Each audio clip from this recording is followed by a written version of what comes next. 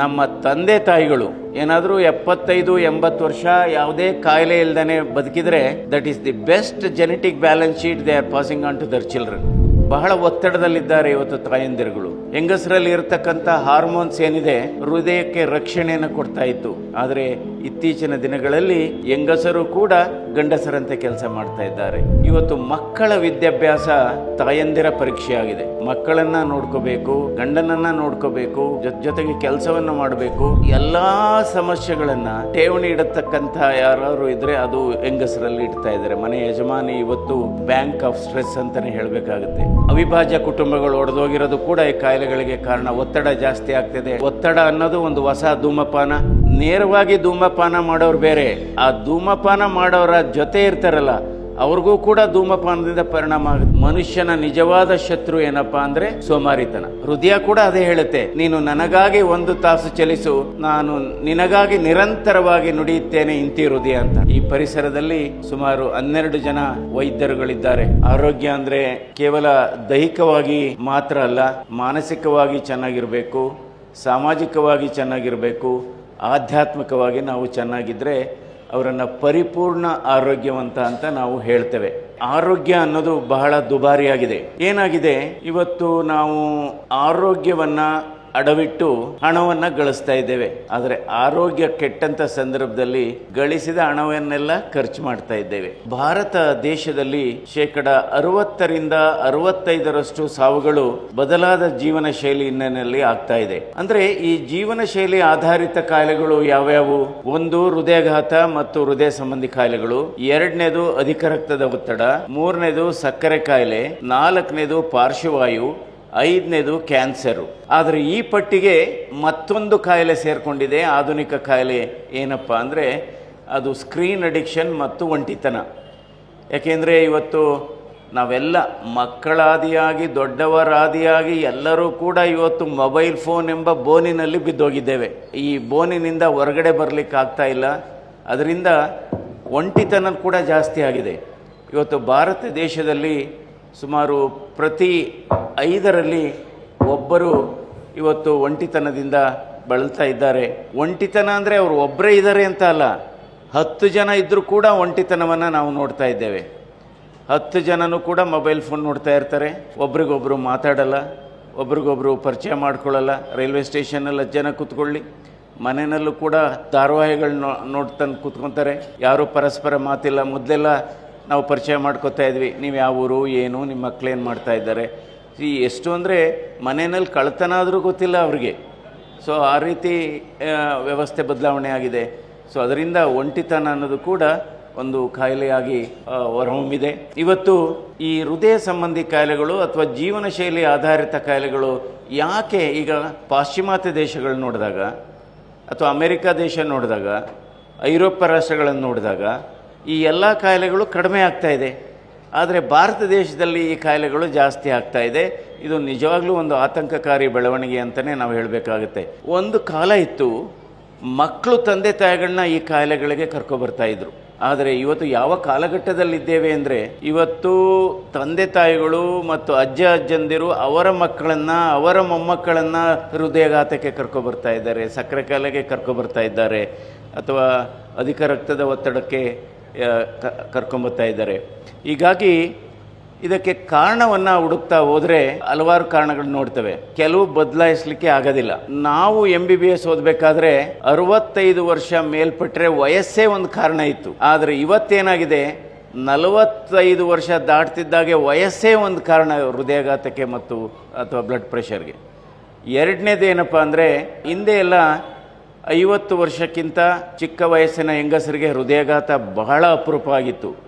ಇವತ್ತು ನಮ್ಮ ಅಧ್ಯಯನದಲ್ಲಿ ಈ ಕಿರಿಯವರಲ್ಲಿ 40 ವರ್ಷಕ್ಕಿಂತ ಚಿಕ್ಕ ವಯಸ್ಸಿನ ಹಾರ್ಟ್ ಅಟ್ಯಾಕ್ ಆದಂಥ ಗ್ರೂಪಲ್ಲಿ 10% ಹೆಂಗಸರಿದ್ದಾರೆ.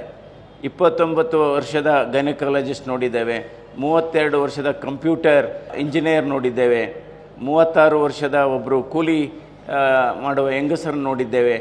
ನಮಗೆ ಅದು ನಿಜ ಕೂಡ ಇತ್ತು. ಹೆಂಗಸರಲ್ಲಿ ಇರತಕ್ಕಂಥ ಹಾರ್ಮೋನ್ಸ್ ಏನಿದೆ ಅದು ಹೃದಯಕ್ಕೆ ರಕ್ಷಣೆಯನ್ನು ಕೊಡ್ತಾ ಇತ್ತು, ರಕ್ತನಾಳಗಳಿಗೆ ರಕ್ಷಣೆ ಕೊಡ್ತಾ ಇತ್ತು.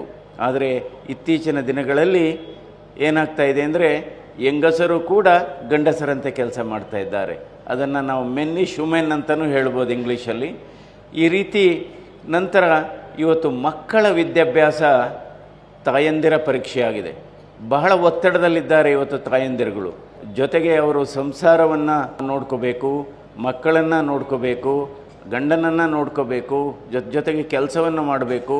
ಇವತ್ತು ಏನಾಗಿದೆ, ಕೌಟುಂಬಿಕ ಎಲ್ಲ ಸಮಸ್ಯೆಗಳನ್ನು ಏನಾದರೂ ಠೇವಣಿ ಇಡತಕ್ಕಂಥ ಯಾರು ಇದ್ದರೆ ಅದು ಹೆಂಗಸರಲ್ಲಿ ಇಡ್ತಾ ಇದ್ದಾರೆ. ಮನೆ ಯಜಮಾನಿ ಇವತ್ತು ಬ್ಯಾಂಕ್ ಆಫ್ ಸ್ಟ್ರೆಸ್ ಅಂತಲೇ ಹೇಳಬೇಕಾಗುತ್ತೆ. ಅದರಿಂದ ಇವತ್ತು ಹೆಂಗಸರಲ್ಲೂ ಕೂಡ ಇತ್ತೀಚಿನ ದಿನಗಳಲ್ಲಿ ಈ ಕಾಯಿಲೆಗಳು ಜಾಸ್ತಿ ಆಗ್ತಾ ಇದೆ. ಅಂದರೆ ಇವೆಲ್ಲ ಬದಲಾಯಿಸ್ಲಿಕ್ಕೆ ಆಗದೇ ಇರೋ ಕಾರಣ, ವಯಸ್ಸು ಬದಲಾಯಿಸೋಕ್ಕಾಗಲ್ಲ. ಮೂರನೇದು ಅನುವಂಶೀಯತೆ, ಹೆರಿಡಿಟರಿ ಫ್ಯಾಕ್ಟರ್.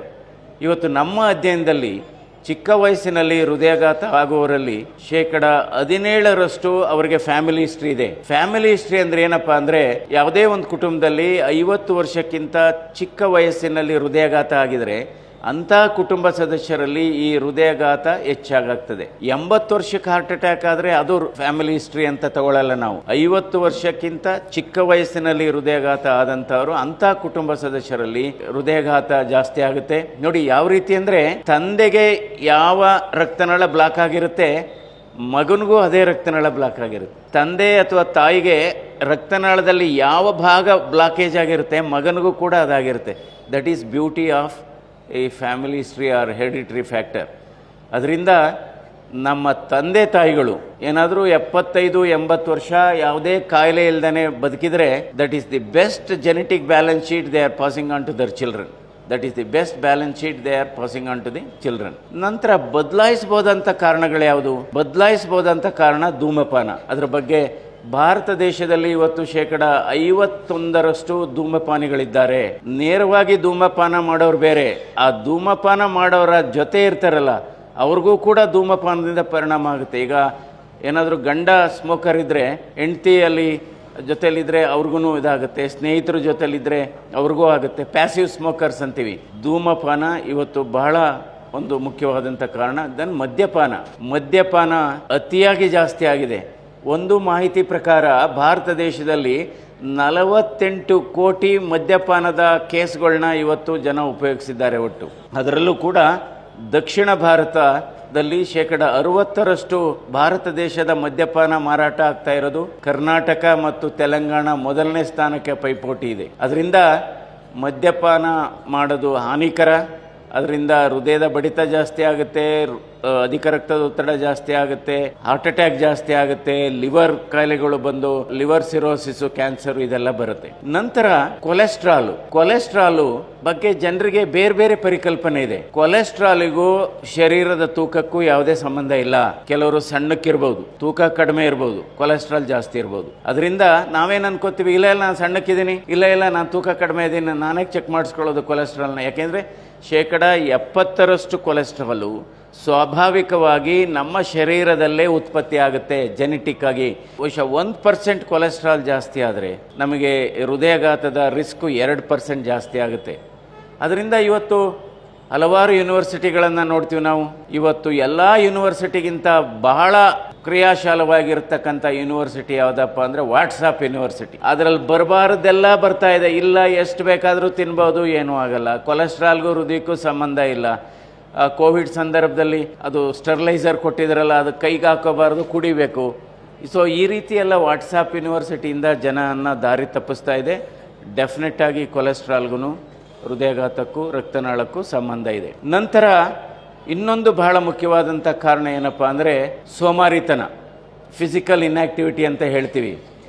ಭಾರತ ದೇಶದಲ್ಲಿ ಒಂದು ಅಧ್ಯಯನದ ಪ್ರಕಾರ 55% ಸೋಮಾರಿಗಳಿದ್ದಾವೆ. ಅಂದರೆ ಏನು ನಿಮ್ಮ ಕೆಲಸ ಅಂದರೆ ಕೆಲಸ ಮಾಡದೇ ಇರೋದೇ ನಮ್ಮ ಕೆಲಸ ಸಾರ್ ಅಂತ ಹೇಳ್ತಾರೆ. ಇದಕ್ಕೆ ನಾನಾ ಕಾರಣ ಇದೆ ನೋಡಿ. ಇವತ್ತು ಕೈಗಾರಿಕಾಕರಣ ಅಂತೀವಿ, ಗಣಕೀಕರಣ ಅಂತೀವಿ, ಆಧುನಿಕಕರಣ ಅಂತೀವಿ, ಜೊತೆಗೆ ಸೋಮಾರೀಕರಣವನ್ನ ನಾವು ಹುಟ್ಟಾಕಿದ್ದೇವೆ. ಇದಕ್ಕೆ ನಿಮಗೆ ಗೊತ್ತಿದೆ ಏನೇನಕ್ಕೆ ಜನರು ಇತ್ತೀಚೆಗೆ ಸೋಮಾರಿಗಳಾಗ್ತಾ ಇದ್ದಾರೆ ಅಂತ. ಮನುಷ್ಯನ ನಿಜವಾದ ಶತ್ರು ಏನಪ್ಪಾ ಅಂದ್ರೆ ಸೋಮಾರಿತನ. ನೀವು ನೋಡಿ, ಕೆಲವರು ಶ್ರೀಮಂತರು ಮನೆಗಳಲ್ಲಿ ಸಹಾಯ ಮಾಡಲಿಕ್ಕೆ ಜೊತೆಲಿ ಇಟ್ಕೊಂಡಿರ್ತಾರೆ, ಮೇಡ್ ಸರ್ವೆಂಟ್ಸ್ ಇಟ್ಕೊಂಡಿರ್ತಾರೆ. ಸರ್ವೆಂಟ್ಸು ಅವರ ಆರೋಗ್ಯ ಚೆನ್ನಾಗಿದೆ, ಮಾಲೀಕರ ಆರೋಗ್ಯ ಚೆನ್ನಾಗಿಲ್ಲ. ಅದರಿಂದ ನಾವು ಎಷ್ಟೇ ಸಂಪತ್ತಿರಲಿ, ಎಷ್ಟೇ ಸವಲತ್ತಿರಲಿ, ನಾವು ಬಹಳ ಮುಖ್ಯವಾದದ್ದು ಏನಪ್ಪ ಅಂದ್ರೆ ನಾವು ಕೆಲಸ ಮಾಡಬೇಕು. ಈಗ ನೋಡಿ, ನಾನು ಲೋಕಸಭಾ ಸದಸ್ಯನಾಗಿದ್ದೇನೆ, ಆದರೂ ಕೂಡ ವಾರದಲ್ಲಿ 2 ದಿವಸ ಸೋಮವಾರ ಬುಧವಾರ ನನ್ನ ವೈದ್ಯಕೀಯ ವೃತ್ತಿಯನ್ನ, ಹೃದ್ರೋಗ ವೃತ್ತಿಯನ್ನ ಮುಂದುವರಿಸಿದ್ದೇನೆ. ಆಮೇಲೆ ದೆಹಲಿಯಲ್ಲಿ ಹೋದಾಗ ಅಂದರೆ ನಾವು ಕೆಲಸ ಮಾಡಬೇಕು. ಆ ಕೆಲಸ ಮಾಡಿದರೆ ನಿಮಗೆ ನಿಜವಾಗ್ಲೂ ಯಾವ ಜಿಮ್ಮು ಹೋಗ್ಬೇಕಾಗಿಲ್ಲ, ಯಾವುದೇ ಸೆಂಟರ್ಸ್ಗೆ ಹೋಗ್ಬೇಕಾಗಿಲ್ಲ. ಈ ದೆಹಲಿನಲ್ಲಿ ಎಲ್ಲ ಸಂದರ್ಭದಲ್ಲೂ ನಮ್ಮ ಶ್ರೀಮತಿಯರು ಬರೋಕ್ಕಾಗಲ್ಲ, ನಾವೇ ಐರನ್ ಮಾಡ್ಕೊತೀವಿ, ನಾವೇ ಸ್ವಲ್ಪ ಬಟ್ಟೆಯನ್ನು ಒಗಿತೀವಿ, ಎಷ್ಟು ಖುಷಿ ಕೊಡುತ್ತೆ. ಅದಕ್ಕೆ ಇಂಗ್ಲೀಷಲ್ಲಿ ಹೇಳ್ತೀವಿ, salute your work, you need not salute anybody. If you pollute your work, you have to salute lot of people. ಅದರಿಂದ ಸೋಮಾರಿತನ ಮಾತ್ರ ಇರಬಾರ್ದು. ನಾವು ಪ್ರತಿದಿನ 45ರಿಂದ 50 ನಿಮಿಷ ನಡೆದ್ರೆ ನಮ್ಮ ಆಯಸ್ಸು ಸುಮಾರು 10ರಿಂದ 12 ವರ್ಷ ಜಾಸ್ತಿ ಆಗುತ್ತೆ. ಅದರಿಂದ ಹೃದಯ ಕೂಡ ಅದೇ ಹೇಳುತ್ತೆ, ನೀನು ನನಗಾಗಿ 1 ತಾಸು ಚಲಿಸು, ನಾನು ನಿನಗಾಗಿ ನಿರಂತರವಾಗಿ ನುಡಿಯುತ್ತೇನೆ ಇಂತಿ ಹೃದಯ ಅಂತ ಹೃದಯ ಕೂಡ ಹೇಳುತ್ತೆ. ಹೃದಯ ಒಂದು ಅದ್ಭುತವಾದ ಅಂಗ. ಯಾಕೆಂದ್ರೆ ನಮ್ಮ ಶರೀರದಲ್ಲಿ ನಿದ್ರೆ ಮಾಡದೇ ಇರತಕ್ಕಂಥದ್ದು, ವಿಶ್ರಾಂತಿ ತಗೊಳ್ಳದೇ ಇರತಕ್ಕಂಥ ಯಾವುದಾದ್ರೂ ಅಂಗಾಂಗ ಇದ್ರೆ ಅದು ಹೃದಯ. ಹೃದಯ ಒಂದು ಅದ್ಭುತ ಫಿಲಾಂಥ್ರಫಿಸ್ಟ್ ಆರ್ಗನ್, ಮಹಾದಾನಿ ಅಂತ ಹೇಳ್ಬೋದು. ಪ್ರತಿದಿನ ಸುಮಾರು 1 ಲಕ್ಷ ಬಾರಿ ಹೃದಯ ಮಿಡಿಯುತ್ತೆ. 6ರಿಂದ 7 ಸಾವಿರ ಲೀಟ್ರಷ್ಟು ಬ್ಲಡ್ಡನ್ನು ಅದು ಚಿಮ್ಮುತ್ತೆ. ಆದರೆ ತನಗಾಗಿ ಉಪಯೋಗಿಸ್ಕೊಳ್ಳೋದು ಕೇವಲ 5%, ಇನ್ನು 95%ನ್ನ ಬೇರೆ ಬೇರೆ ಅಂಗಾಂಗಗಳಿಗೆ ಅದು ಅನಿಸುತ್ತೆ. ಅದರ ಸಂದೇಶ ಏನು ಅಂದರೆ, ನಾವು ಬದುಕಬೇಕು, ಬೇರೆಯವ್ರಿಗೂ ಸಹಾಯ ಮಾಡಬೇಕು, ನಾವು ಹಂಚಿ ತಿನ್ನಬೇಕು, ಕಿತ್ತು ತಿನ್ನಬಾರ್ದು, ನಾವು ಉಳಿಸಿದ್ದು ಕೊಡಬೇಕೇ ಹೊರತು ಅಳಿಸಿದ್ದು ಕೊಡಬಾರ್ದು. ಅವಿಭಾಜ್ಯ ಕುಟುಂಬಗಳು ಒಡೆದೋಗಿರೋದು ಕೂಡ ಈ ಕಾಯಿಲೆಗಳಿಗೆ ಕಾರಣ. ಒತ್ತಡ ಜಾಸ್ತಿ ಆಗ್ತಿದೆ. ಒಂದೇ ಮನೆಯಲ್ಲಿ 15 ಜನ ಇರೋರು, ಎಲ್ಲ ಸಮನಾಗಿ ಕೆಲಸ ಹಂಚ್ಕೊಳ್ಳೋರು, ಒತ್ತಡ ಹಂಚ್ಕೊಳ್ಳೋರು, ಸಮಸ್ಯೆಗಳನ್ನ ಹಂಚ್ಕೊಳ್ಳೋರು. ಇವತ್ತು 2025ರಲ್ಲಿ ಅವಿಭಾಜ್ಯ ಕುಟುಂಬ ಏನಪ್ಪಾ ಅಂದರೆ ಗಂಡ ಹೆಂಡತಿ ಜೊತೆಲಿರೋದೇ ಅವಿಭಾಜ್ಯ ಕುಟುಂಬ ಆಗಿದೆ. ಸೊ ಅದರಿಂದ ಒತ್ತಡ ಅನ್ನೋದು ಬಹಳ ಜಾಸ್ತಿ. ಒತ್ತಡ ಅನ್ನೋದು ಒಂದು ಹೊಸ ಧೂಮಪಾನ, ಒತ್ತಡ ಅನ್ನೋದು ಒಂದು ಹೊಸ ತಂಬಾಕು. ಇವೆಲ್ಲ ಕಾರಣಗಳು. ನಮ್ಮ ಹೃದಯದ ಆರೋಗ್ಯವನ್ನು ನಾವು ಚೆನ್ನಾಗಿಟ್ಕೋಬೇಕಾದ್ರೆ 5 ಅಂಶಗಳನ್ನು ನಾವು ಆದಷ್ಟು ಕಡಿಮೆ ಇಟ್ಕೋಬೇಕು. ಯಾವುದು ಇದು 5 ಅಂಶಗಳು? ಒಂದು ಬ್ಲಡ್ ಪ್ರೆಷರು, ಇನ್ನೊಂದು ಬ್ಲಡ್ ಶುಗರು, ಇನ್ನೊಂದು ಬ್ಲಡ್ ಕೊಲೆಸ್ಟ್ರಾಲು, 4ನೇದು ಶರೀರದ ತೂಕ ಮತ್ತು ಸೊಂಟದ ಸುತ್ತೊಳತೆ, 5ನೇದು ಬಹಳ ಮುಖ್ಯವಾದದ್ದು ಅತಿಯಾಸೆ, ಅತಿಯಾಸೆ, ಅತಿಯಾಸೆ. Stop smoking, start walking. ಈ ಪರಿಸರದಲ್ಲಿ ಸುಮಾರು 12 ಜನ ವೈದ್ಯರುಗಳಿದ್ದಾರೆ. ಔಷಧ ಅಲ್ಲದ ಔಷಧಿಗಳಿದ್ದಾವೆ, ಅಥವಾ ವೈದ್ಯರಲ್ಲದ ವೈದ್ಯರಿದ್ದಾರೆ.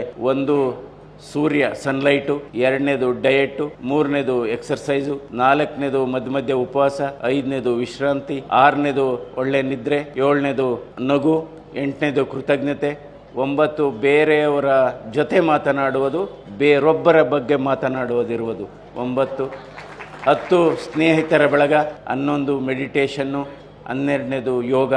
ಇದನ್ನೆಲ್ಲ ಅನುಸರಿಸಿದರೆ, ಅಂದರೆ ಕೆಲವು ರೋಗಿಗಳಿದ್ದಾರೆ, ರೋಗ ಇಲ್ಲದ ರೋಗಿಗಳು ಕೂಡ ಇದ್ದಾರೆ. ಅವರು ಯಾರಪ್ಪ ಅಂದರೆ ಬೇರೆಯವರ ಸಂತೋಷವನ್ನು ನೋಡಿ ಅಸೂಯೆ ಪಡುವವರು ಕೂಡ ರೋಗಿಗಳೇ. ಸೊ ಎಲ್ಲರಿಗೂ ಒಳ್ಳೆಯದಾಗಲಿ. ನಮಸ್ಕಾರ.